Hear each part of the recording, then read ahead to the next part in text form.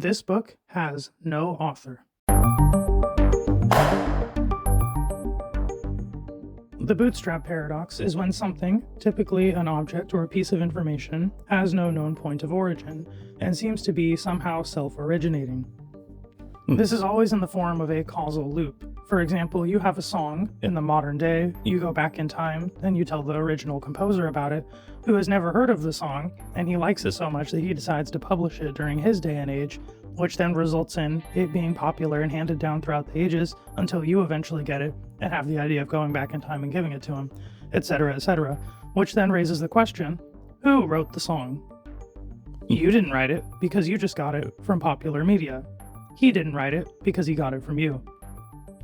The Bootstrap Paradox is only able to occur in predestined timelines, where everything is predetermined and time is concurrent.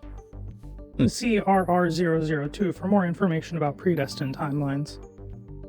Although much research has been done on predestined timelines and on the Bootstrap Paradox, it doesn't seem that there is any real way to identify the true origin of the object or information that is essential to the causal loop of the Bootstrap Paradox. It simply seems to be that it exists because the universe requires it to. In other timelines, it's possible to have something similar to the Bootstrap Paradox, but it won't be quite the same, and I'll explain why later. In a branching timeline system, you could have someone go back in time, similar to the original example where they go back in time and give the song to the composer, and then the composer publishes it because they hadn't written it yet, and then in the future, you receive the song through popular media and you go back in time. However, this is not classified as a Bootstrap Paradox because we do have a known point of origin. In the first timeline, the original timeline, the musician wrote the song himself, and then you went back in time and created a new branch, and in that branch he hadn't written the song yet, so then he got it from you, but you actually got it from him the first time.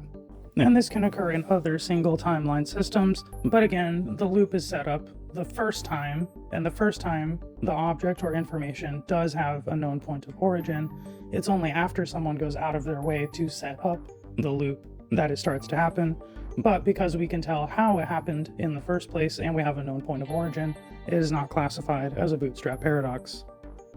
In order for this loop to work, the object or information needs to be transported in such a way where it will not be affected by entropy or decay. Otherwise, after traveling through the loop a certain number of times, the physical object will deteriorate and thus kill the cycle. In conclusion, the anomaly of the Bootstrap Paradox is only possible in a system where time is predetermined and concurrent, and can only be created and simulated in other timelines.